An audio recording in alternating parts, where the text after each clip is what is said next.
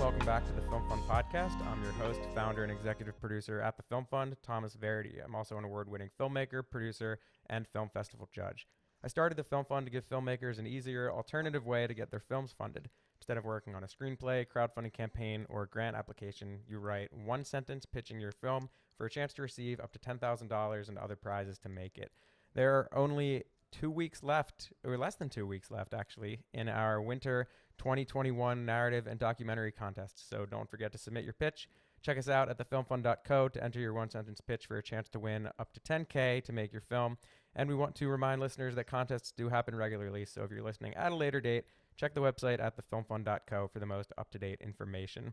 Today we have Kevin Mead, director of Sunday Dinner, a Film Fund winner from not too long ago, a little while back. Kevin, thank you so much for coming. I want to welcome you back also as the first returning guest to the Film Fund podcast. I think he described it as the number one, number two. That's right. His email to me. Kevin, could you give us a brief intro? Hi. Thanks for having me back. Yes, I'm honored to be the number one, number two. Yeah, excited to talk to you again. I'm always excited to talk about this short, movies in general. And yeah, happy to be here. Thank you for asking me back. Absolutely. Yeah, excited to see what different ground we can cover the second time around here. Yeah, I mean, last time I think we had like 5 people total on the podcast. It was a little crazy. Of a party. Yeah, and it went over an hour, which is the maximum time limit for like in the Instagram IGTV you upload it to. So I had to like squeeze it down, and so yeah, this will be a little bit different content. I think we'll be able to get a little bit more into the nitty gritty of filmmaking. I mean, I could get 3 other people in here if you need it, but yeah. If you could get 3 other people right now, I'd be very impressed with all the technical issues we had too. I'll see if she's free. The mom's episode. All right. So Sunday Dinner. Give me we did it before, but just a brief overview of what Sunday Dinner is all about. Sure. Sunday Dinner is a short film about a man who has been living for some time as a closeted vegan in a very traditional, more or less traditional Italian-American family where lots of meat is consumed, not only as a matter of, sustenance, but as a matter of ritual. So it's a very big deal when he finally comes to this one Sunday dinner shortly after the death of the patriarch and matriarch of the family, and has to basically come out as vegan, and then deal with the consequences. Yeah, and it's absolutely hysterical. One of my favorite lines from it is, "Eat a dick. Oh, sorry, eat a Beyond dick," because they're talking about like Beyond Meat, the fake meat. So we'll be ticking that mature box on this episode already because I can't start off an episode clean and for all ages barely. But cool. I was gonna ask you, but now that we have that out of the way, I guess. No, open season, as they say. Okay. So that's so exciting. Tell me about the premiere, what the reception's been like, the experience of doing it online. Man, it's been a really, this goes without saying for like 10 million reasons, but it's been a really weird calendar year now. Mm-hmm. It's been awesome and a bit surreal. I mean, we set out, and I think that this was, I'm sure Don will talk about this when you have him back on a solo spot, but I think it's true for everybody, but I think it was especially true for Don. Really excited to get this out into festivals. I've done the festival experience a couple times, and it's such a unique way to like cap off the process of making a film. Like, I mean, first and foremost, you just get it in front of people, right? Mm-hmm. So like after all of this work, however long you've spent on it, you're basically working, even when you're not in quarantine, some version of it boils down to 1 or 2 people sitting in a dark room until 4 a.m, Mm-hmm. for however many days. And then finally it gets, it sees the light of day. People get to watch it, and then you get to watch people watch it. That's the coolest part for me Mm-hmm. about the festival experience is you as a filmmaker, if you're fortunate enough to get in and you're able to travel, you get to sit in the back of a movie theater and watch, I don't know, 50 to a couple hundred people watch your thing. Mm-hmm. And that is the most when an audience gets what you're going for. It's kind of like you know, when you do like live performance or live comedy of any kind, there's always this moment where like you kind of know if you have the audience or not. And that moment where you hook an audience and everybody's like, or more or less everybody is like into what you're Mm-hmm. going for. It's the most gratifying experience Yeah, ever they for a react at the filmmaker. right times. They laugh at the right times. Yeah, and in that moment, you're like, well, every moment up until that point, I mean, maybe it's a bit of an exaggeration, but that's how it feels like. Every moment up Mm-hmm. until that point, you're kind of working on your own. You're going off of feedback either on a script, which is like an architectural document, right? You're giving notes on a Right. blueprint, or you're giving notes on a cut, and then you're dealing with the people who are already familiar with the project, and then yeah, maybe you could send it out to some people who don't really know, but it's still really different when you finally put it in front of an audience who's sitting there watching it for the very first time. Mm-hmm. And so we were just like, amped up for that experience Yeah. because even as we were making it, we were like, this is gonna, we don't know like where people will land on it, but like we know that for certain parts of this movie are absolutely going to crush in front of a live audience because we felt Mm-hmm. really confident about uh, several different aspects of the film. So we're really looking forward to that. That obviously didn't happen. Yeah. And so a lot of the festivals this past year went virtual, and so much props and respect to those people who, uh, you know, I mean, it started happening around this time last year, Mm-hmm. right? And we started getting into festivals sort of around this time last year. A lot of those folks figured out what to do, how to completely pivot an entire film festival in the matter of like a couple Yeah. weeks, That's maybe. pretty impressive. It's amazing. And so we did like the virtual fest thing, and that was that's cool. That's really cool. It's also really strange, and I don't think that any of those programmers would be mad at a filmmaker for saying that because it was a new experience for everybody. Mm-hmm. But what's strange about it is like, they kind of existed by necessity in these like hermetically sealed bubbles where those festivals are still trying to recoup revenue, right? Like if you Mm-hmm. were at a film festival, you'd buy a ticket for 20 bucks and get to Yep. see a slate of shorts. And so, uh, oftentimes they'd be behind a paywall or it'd be regionally restricted or it would be something where you would have to sign up, whatever. Uh, it's online, but it's still a higher bar of entry than just clicking on a Mm-hmm. YouTube link, for instance. So, Right. yeah, we finally got it out there on YouTube, and that felt like a very modified version of what that festival experience might have been like because it was Mm-hmm. just people responding in real Were you? time. Yeah. So tell me about that. How people responded. Are we talking about YouTube comments here, or responding at a festival, like some kind of online festival audience? What did it I mean, the look like? online festival audiences, like a lot of festivals did good jobs of like they would have sort of like insulated communities. But in order to Okay. see that stuff, you'd have to sort of like go to that website or like you'd have to specifically go to their space to interact with Mm-hmm. that stuff, Right. which it is what it is. I like that's how it would work at a film festival, right? Mm-hmm. So they were more or less trying to recreate that experience online. On YouTube, it's different. It's just it's just out. It's Everybody sees everything. Yeah. yeah, it's just completely naked in public, Wild West, whatever. And so, uh, definitely nerve wracking element to publishing any kind of work Mm-hmm. anytime you do it. But for something like this, we worked really hard on it. As you know, we spent a good amount of money on it.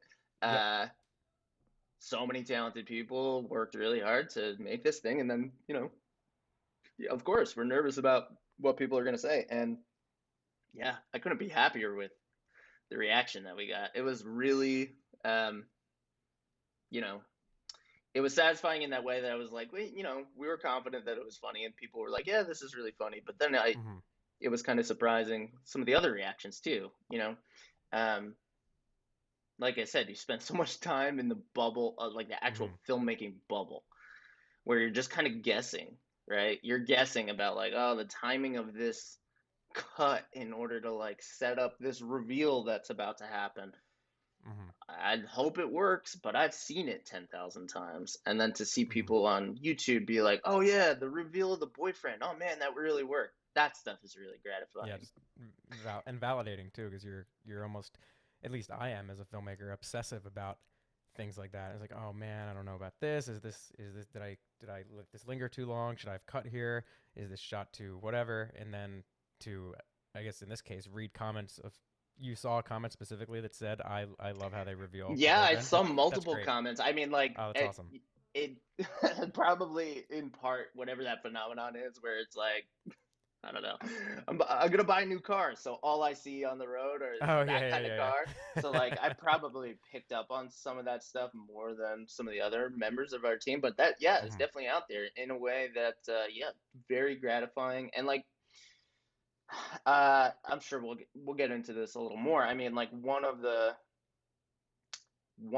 the I don't know if you would call it a goal, but like kind of foundational principles. Whatever. That Okay. sounds too heady, but like this didn't want to be a flashy movie. hmm Um, like at the script level, the character level, whatever. Like it just didn't call for any of that stuff that I think is a lot of times associated with short films in a certain lane.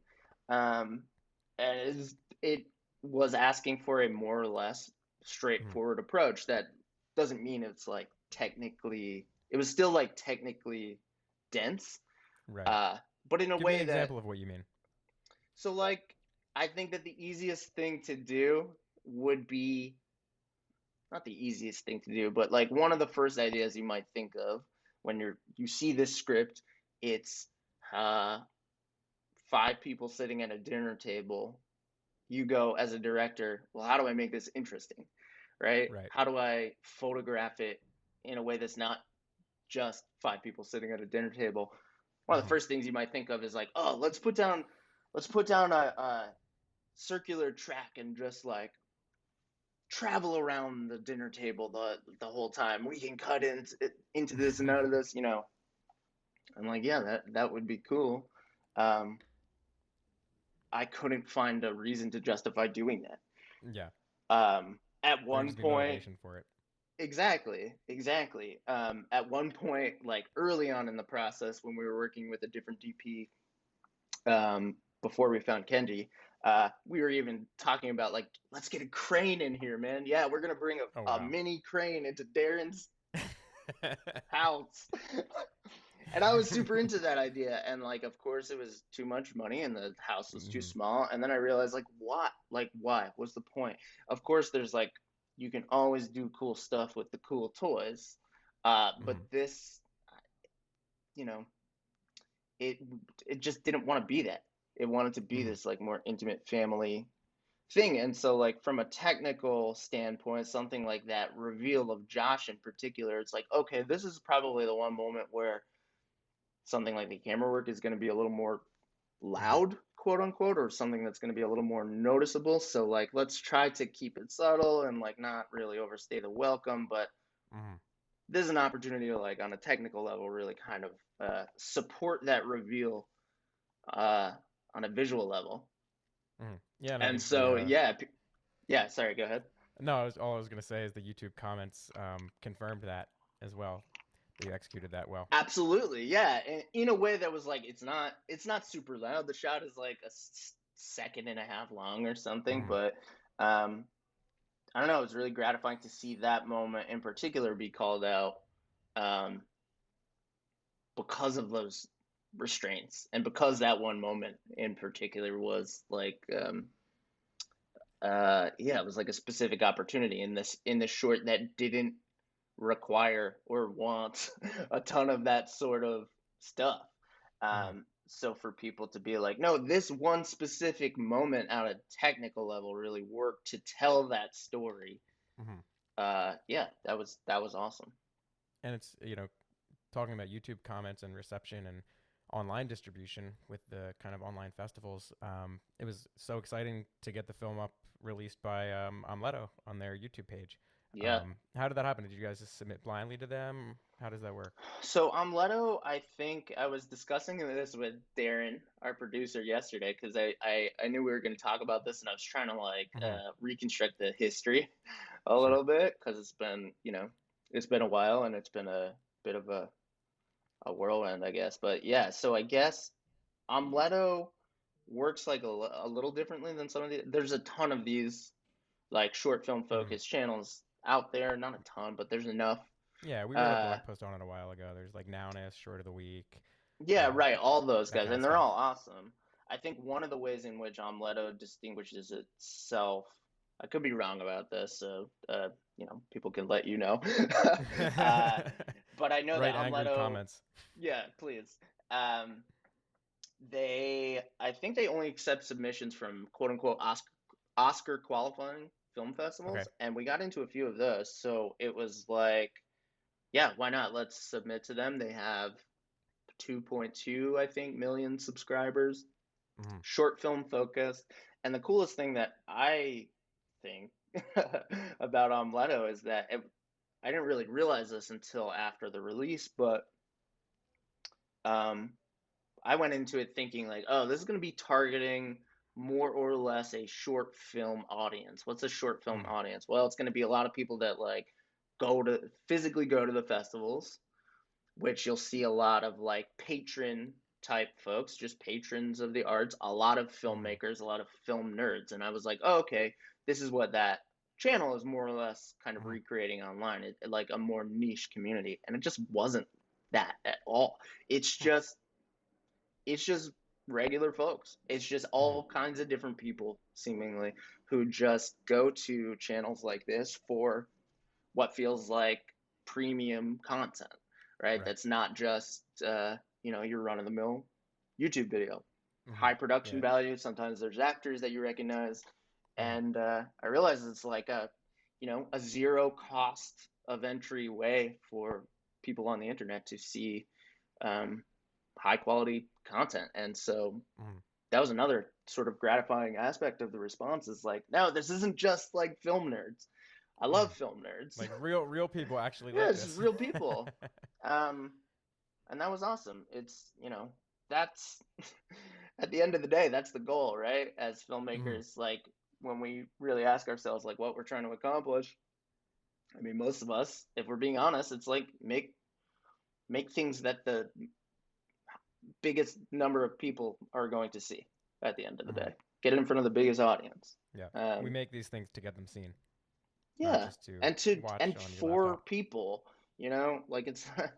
I think that we as filmmakers can kind of get lost in the weeds sometimes, like in our own um, career ambitions, and kind of lose sight of the fact that you're making something that's like you're asking for whatever it is, 14 minutes or 2 hours out of someone's day Hmm. with the promise that you're going to get a story that is going to make them feel whatever, to make them laugh, cry, make them feel less alone, whatever. Hmm. Um, and so, yeah, it was just cool to see that. So many people were like, um, I'm not Italian. I'm whatever, any other background but Italian. But I know this is Portuguese just just popped in like my my head for some family. reason. Portuguese, I'm Mexican, I'm Chinese, whatever. Go on the YouTube comments and see it. And it's like, no, this is exactly what my family is like. Hmm. And yeah, I don't know. That felt really good because I think that at the end of the day was the real goal. Like, Hmm. uh, the greater degree of specificity that we could hit with this particular family, I think then, Hmm. the more relatable it was. And I think that at least on that one release sort of Yeah. has borne out to be true, I think. And as much as I'm so sick of all the quarantining and social distancing, not saying I'm a COVID denier. Everyone, please be safe and wear your masks. But I would like to get outside and do stuff again. Um, but as much as sick as I am of being quarantined and being forced to do things online more, it is kind of cool to see that parallel between an audience like reacting in a theater and an audience writing comments on YouTube. Like I think that's such a really interesting there's an interesting like line there. It's like, because the person's reaction, it's not just like a laugh now, unless they write ha ha ha, I guess, but it's like that almost unconscious thought or internal thought they're having in the theater that may be like, unconscious or subconscious to them is now being externalized in the form of a YouTube comment, and you're getting to learn what they think and what they say and their feedback. Whereas at a festival, unless you do like a Q&A with that person, you may not get that feedback. So I think there are pros and cons, and I just think that's really interesting to see that connection there.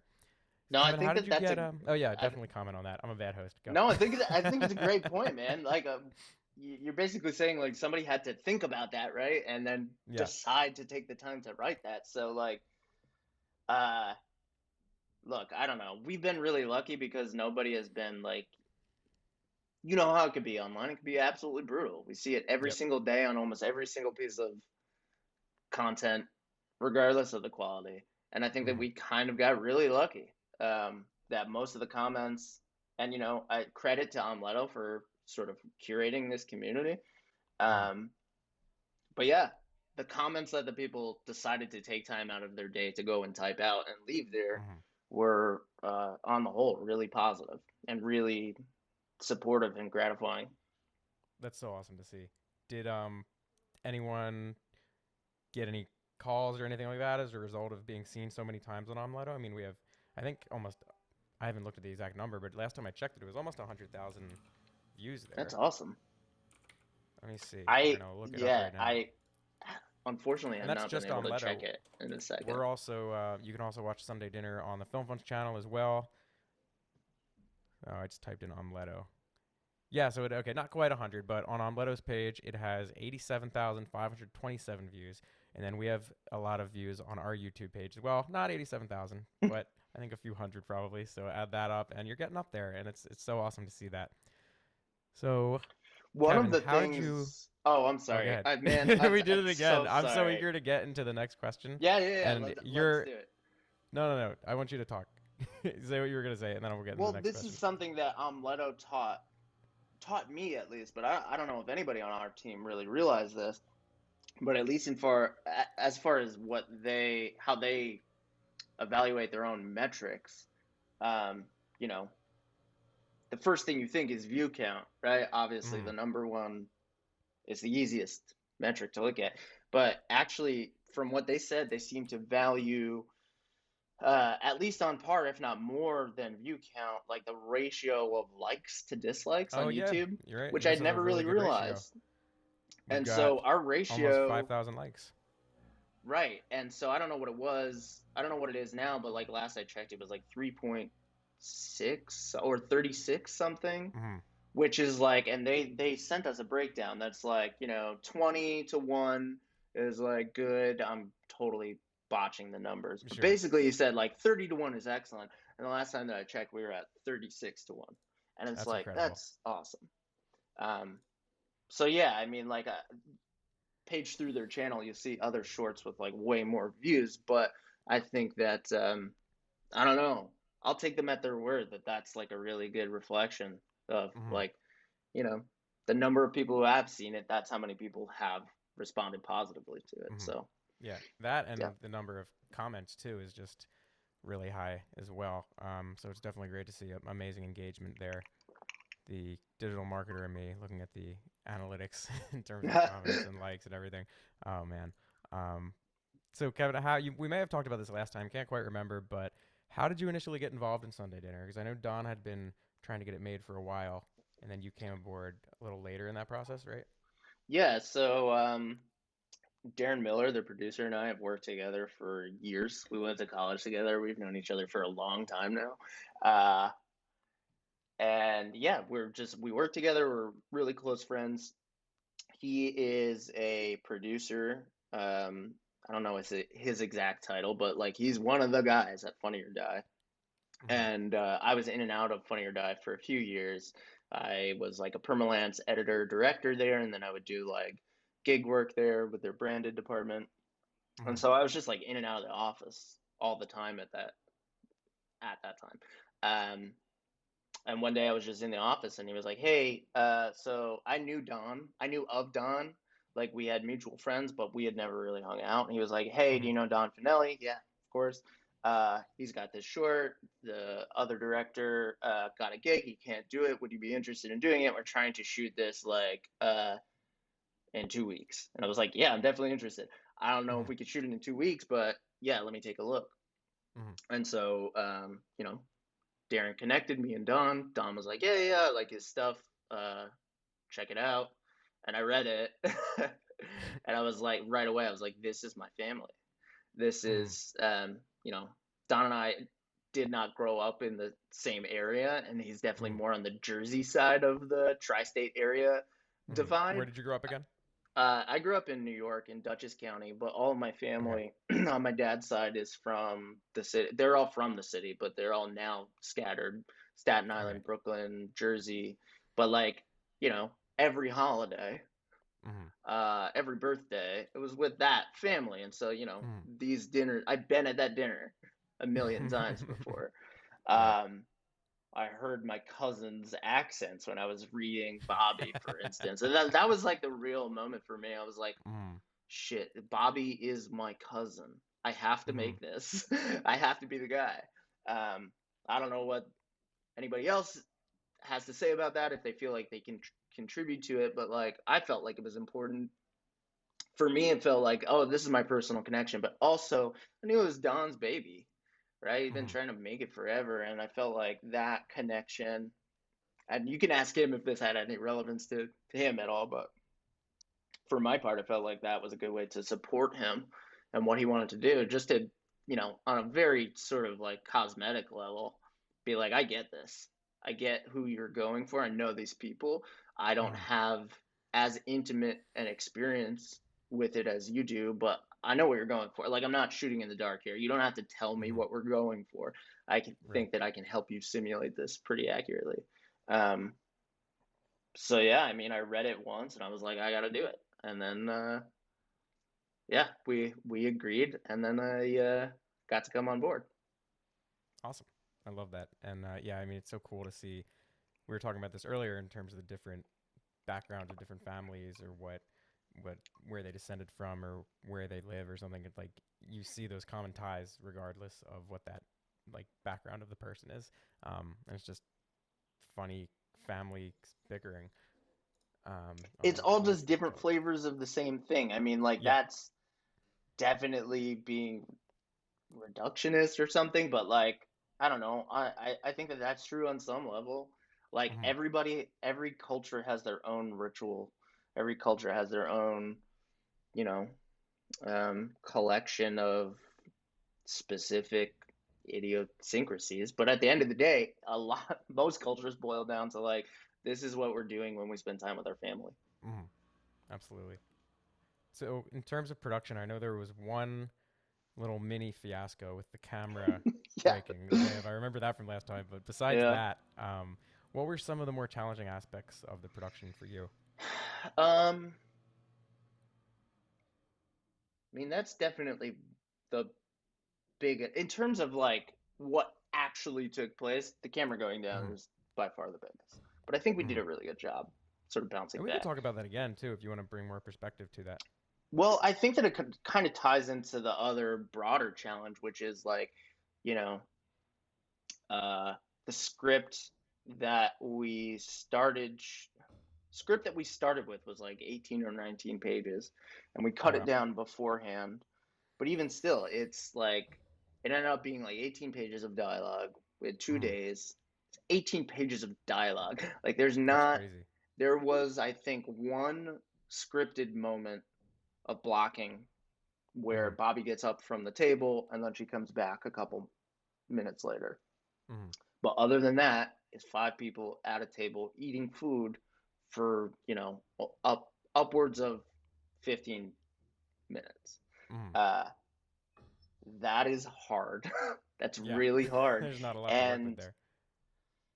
I mean, like, it's kind of a cliche, I think, but so far in my experience, it's borne out to be true. Like, if you ask, like, a TV director, for instance, most if you say, like, hey, what are like the five hardest kinds of scenes to shoot?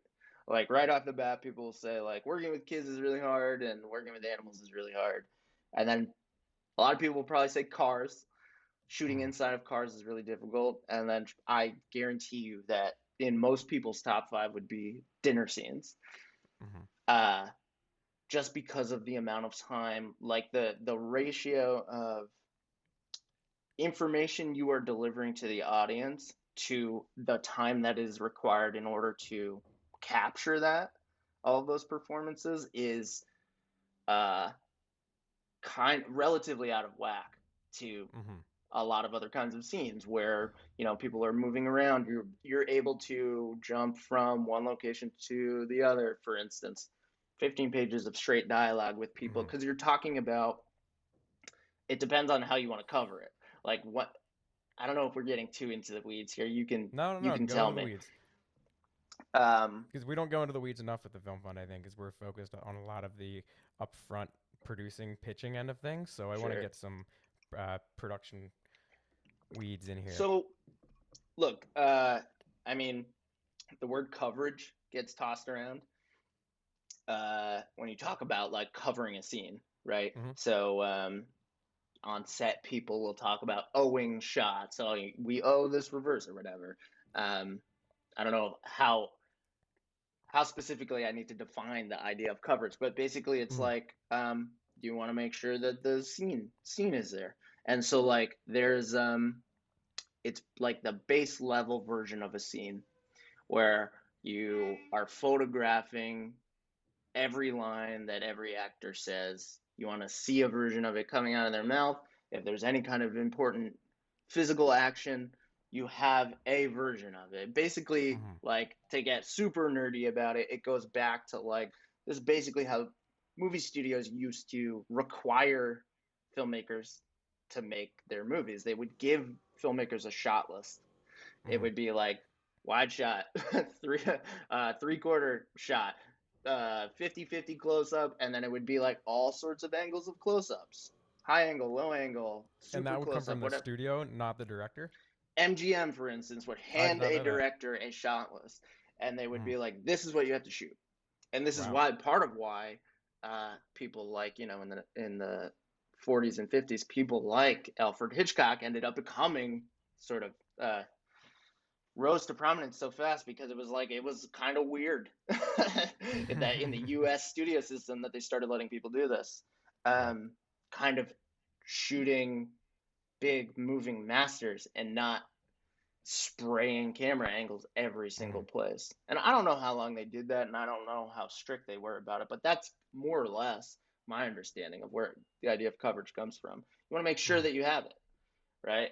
Um, because if you choose to photograph it in a more, let's say, expressive way, where people are saying lines of dialogue and they're not on camera, or the camera is moving during a certain part of a scene, you're not going to Mm-hmm. be, quote unquote, capturing all the action.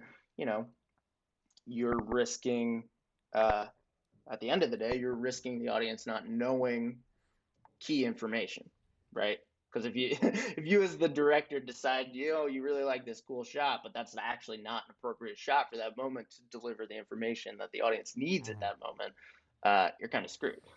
Right. Anyway, coverage. So the easiest way to shoot this movie 100% would be to set up a camera with matching shot sizes. You do a wide shot, right? And you run it a couple times, and then you put the camera down in a medium shot facing Don and Josh, and you run it a few times, and then you do close ups all around, and that's kind of it, right? And we Mm-hmm. probably could have done that. We could have gotten like 3/4 of the way done on day one Mm-hmm. just by doing that. How many days Um, was the shoot? 2 days? it was 2 days. Okay. Um, but that's obviously not what we wanted to do. I mean, like, what you Mm-hmm. end up with when you, quote unquote, are just covering a scene is something that feels really generic. And what Mm-hmm. you're doing is I don't know. I don't know. I don't want to sound super pretentious about this, but I like looking at it this way. There's a difference Mm-hmm. between recording it, pressing record, Mm-hmm. uh, and photographing it, I right? don't think that's pretentious at all. I think that, cool, good. I mean, maybe I'm pretentious, but No, you wouldn't be I'm a filmmaker if you're just pressing record and doing it in a quote unquote uncreative way. I mean, that's why I don't love a lot of like agency type of work because it has to be done this type of way and it's this talking headshot and we need to get this, so I Yeah. don't think that's pretentious at all. I'm a little self-conscious sometimes of like the film school Yeah. label or whatever, but yeah, I Well, you you did go to want AFI, so I mean, I did we should probably lead with that, the most right? pretentious of them all. Yeah. Um, but man, yeah, and we could talk more about that, but it completely changed the way that I look at something. Like I would not have done this short, this specific kind of thing, or this specific script the same way before and after AFI. I looked at it completely Hmm. different. And I mean, the main thing there is a narrative point of view. And that's, I think, kind of like the key thing that separates or can separate, if you choose to use it this way, separate coverage uh, from photographing it, right? Like you always want to be contributing something visually, of course. You want to be photographing. I mean, now I'm really channeling my AFI people. This Go for it. one teacher is, Free AFI lesson. yeah. Here's a free AFI lesson from. I'll just shout him out by name. I don't think he'll ever Okay. hear this, but I don't think he'd be mad. Rob Spira, who you could look him up. Um, is a great director, fantastic teacher, and very quotable. Okay. One of his best things was you need to be photographing the subtext. And it took me a long time to really understand what that meant. Like, what do you mean? Hmm. How do you photograph something that is not there that you can't see? And it's, you know, maybe it'll seem obvious to your listeners because I'm sure they're all smart filmmaking people, but it took me a while to get there. That's the point, is that you Hmm. need to be creating something that isn't necessarily there. Like if I put the camera across the street looking through the window at this dinner scene, it would mean something very different Hmm. than if in a certain moment you photograph Bobby looking at a plate of uneaten meatballs, for instance, Hmm. right? That's a very sort of easy off the top example, but you can kind of carry that idea, right? Uh, Hmm. and what it really means is like it's not just a shot of meatballs. It's a shot of Bobby feeling hurt, if that Hmm. makes sense. Yeah, absolutely. And yeah, so it just all goes back to point of view. And that's part of why I was so excited to do this because it was like I said, didn't require anything flashy. It was a lot of dialogue to do in a couple days. And I knew we didn't want to do coverage. So the challenge became how do you do this simply and elegantly in a way that it expresses the point of view? Hmm. That said, I think that at the end of the shoot, we kind of had to hustle Yeah. and we didn't get quite as many shots as we wanted to. But Hmm. I think for the most part, I feel really good about what we were able to do. And it's all subtle stuff. Like it's not, Hmm. it never like loudly announces itself as like, this is Don's point of view. But like if you Hmm. look closely at it, um, every moment is shot and cut to like specifically deliver certain information to the audience from the point of view of the character that you need to be hearing it from in order to understand why it's important. Hmm. Um, And did you Hopefully that storyboard makes some of sense. those more, not complicated, but more involved shots or more creative shots, or how I did you go I about that wouldn't call it process? storyboarding. I basically like used this whiteboard, and the DP Hmm. came over, and I would draw like chicken scratch. I'm Okay, not like that's kind of what I super. do. Yeah, I do stick Yeah, figures and it works. yeah, but I always like to do some of that. Like I always try to do a shot list and an overhead. Um, and then yeah, I mean sometimes images just pop up, and it's like, oh, I have to write this down. Um, Hmm. and other times it's like, oh no, we really need to know on a technical level how this is going to come together. Um, Hmm. but yeah, I would say very minimal storyboarding, lowercase s storyboarding. So, directing a project that you didn't write, what are your thoughts on that? Do you tend to write and direct, or do you like to direct other people's stuff? I love directing other people's stuff. I think that it's not a super common opportunity for young directors because Hmm. who wants to just give someone their script, you know? Right. Like it's and maybe that's just my experience. I should Hmm. say just blanket across this whole thing. The only authority that I have to speak on any of this shit is my experience. Okay.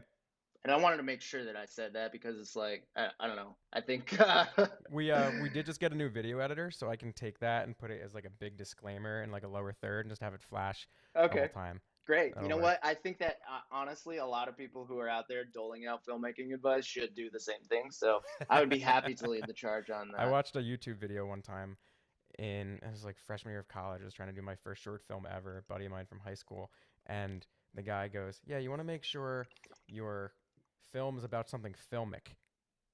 And I was like, "What? Okay, like Yeah. maybe. What does that mean?" Yeah. What's that mean? That's so funny. That Yeah, reminds me. That was like an ongoing I still debate. don't know what it means.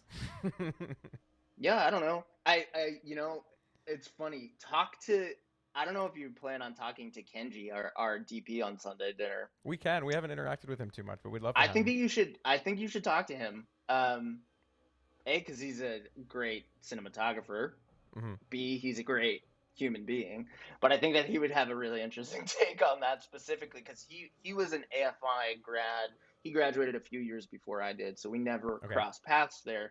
We Hmm. only it was really cool actually. Like we didn't know each other. We got put in touch with by Nate Vaughn, the other producer on the project, and we only Hmm. found out after we started prepping that we had both gone to the same program, Oh, no and way. it's like learning about a long lost relative. It's like, oh my, I don't know you. You're a stranger, but like I love you. We speak the same Hmm. language.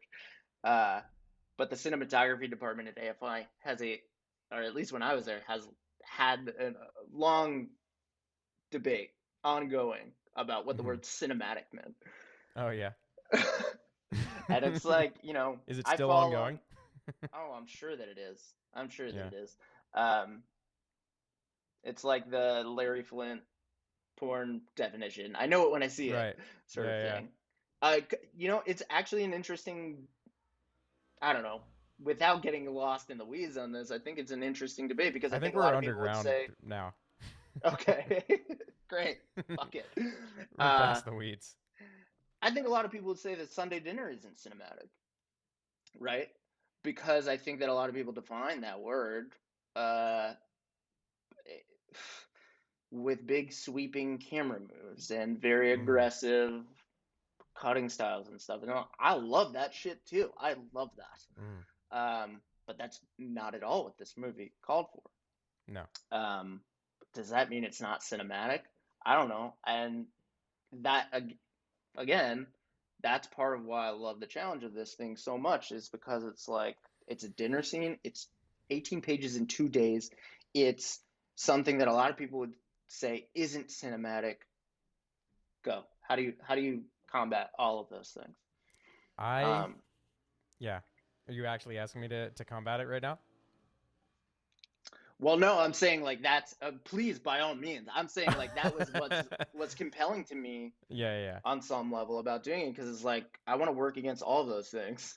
I Mm-hmm. want to make this cinematic. I want to make it a very um, deliberately photographed, crafted Mm-hmm. thing that like yeah, you're not gonna notice it in the Yeah. same way that you're gonna notice like a big tracking shot that moves across a hallway Mm-hmm. or whatever.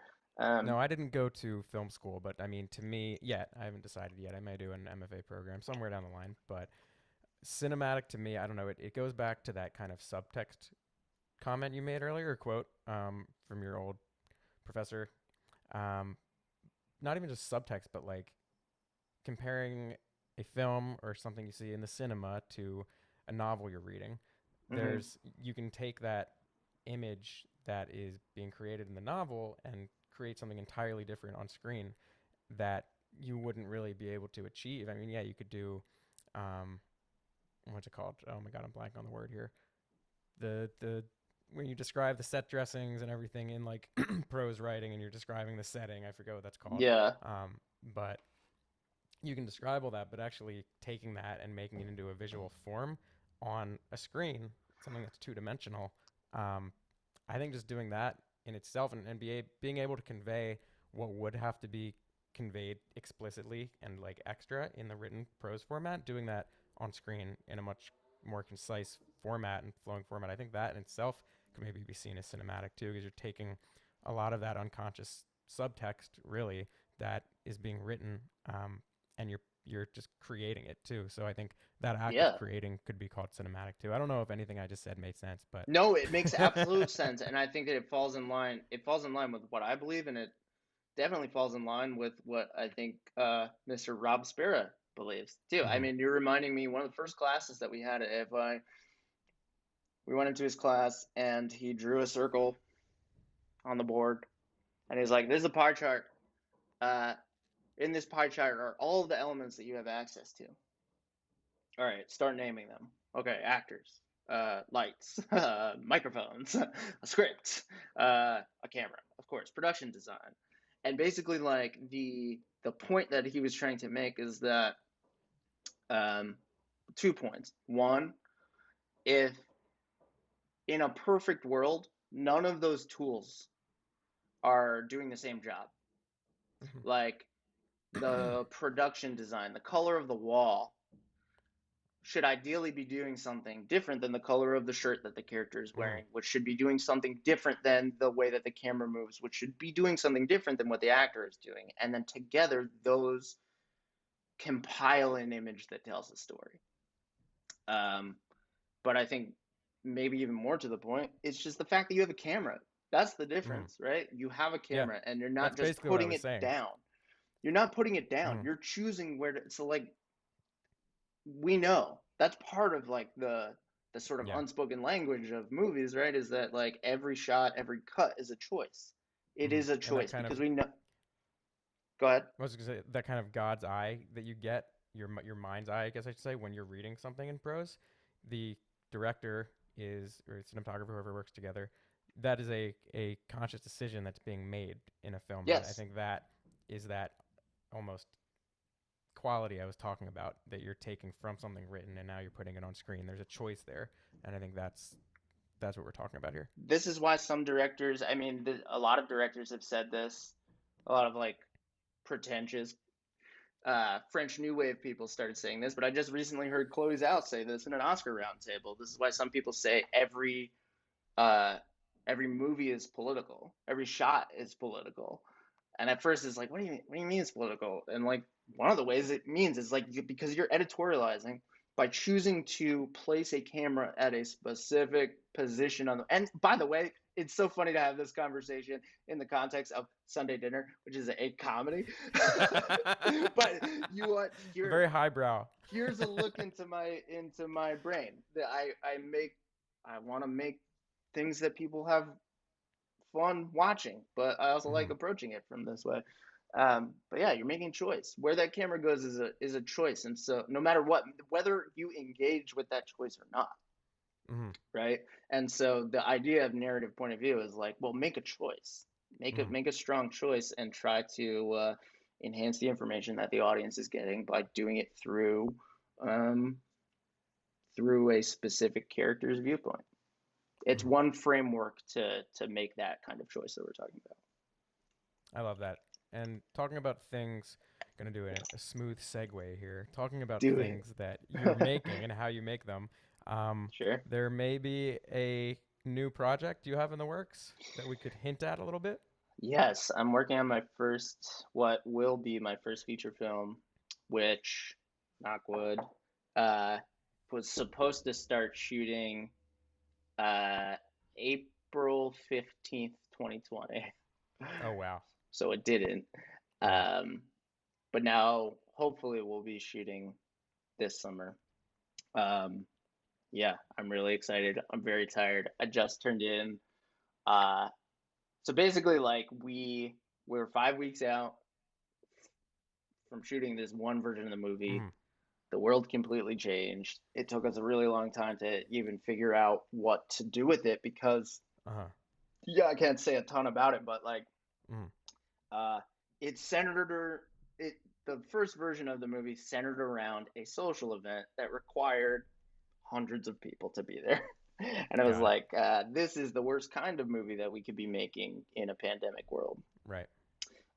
So I basically repitched it Hmm. to make it center around three people instead of Okay. 300. Yeah, just turned in the rewrite, and then So this is something you wrote as well. yeah, so Oh, that's awesome. it started as like an open writing assignment and then open directing assignment, I guess. But it was basically it Okay. started as an adaptation of a movie that this production company had already made in a different country, and I was just pitching a take. Got it. Um, that was a while ago, and it has transformed significantly. But That's yeah, I'm awesome, though. writing That's so and exciting. directing that, and yeah, we'll see. Hopefully it will be announced in a way that I'll be able to talk about it more, and then I'll be happy to come back and Cool. Yeah, keep maybe us after it's posted. shot we could talk about it. We'll have you be the number one, number three at that Yeah, hell at that yeah, time dude. if you come back. But Yes. talk, that's so exciting. I mean, every director, dreams of making their first feature. Um, Talk to me about how short films serve as a great jumping off point, or even making that jump from shorts to features. Just that whole process. Because a lot of our listeners don't really know how to make the jump from shorts. Like, let's say I make a few shorts, maybe I get some festival awards. That's awesome. I call myself an award-winning filmmaker, like I do in Hmm. my intro here. How do I make that jump to the feature world? I am going to. I was thinking about this, and I think I'm going to say something that if I were, let's put it this way, the 25-year-old me would hate this. And quite frankly, would probably turn the podcast off at this point. But I think that Oh it's wow. true. Um, Maybe not, but I'm a hothead, so yeah, I'd probably be like, "Fuck this guy." Uh, there's no, there's no path. There is no path. Mhm. It doesn't exist. You have to figure it out. You have to figure it out. You can't rely on anybody else. I mean, of course, seek help and support and guidance from your colleagues and your friends and your family. Absolutely. Uh, but unless somebody that you are involved with intimately is already in a position, not just in the film TV business, but in a position where they have the power to offer you certain opportunities, um, those opportunities are really hard to come by. And there is no direct path to jump from shorts to Mhm. features. And I think that the most, let me put it this way, I'm not saying that in any way to discourage people. Mhm. I spent the better part of the last decade while I was at AFI, before and after, with this one goal in mind. I'm going to make my first feature film and nothing is going to stop me. I think that's a really good attitude. Mhm. But the adjustment that I needed to make is decoupling my sort of like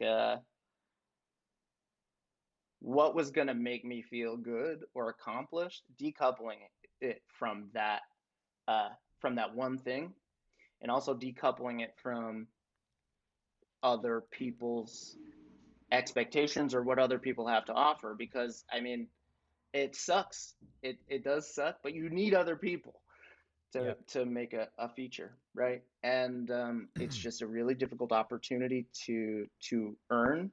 And I wish that the 25-year-old me had sort of decided to sort of reframe uh, the process itself, like the pursuit of trying to figure out how to make that happen, Mhm. that being the thing that was really rewarding, as opposed to I'm not going to feel happy as a human being until Right. I get this opportunity.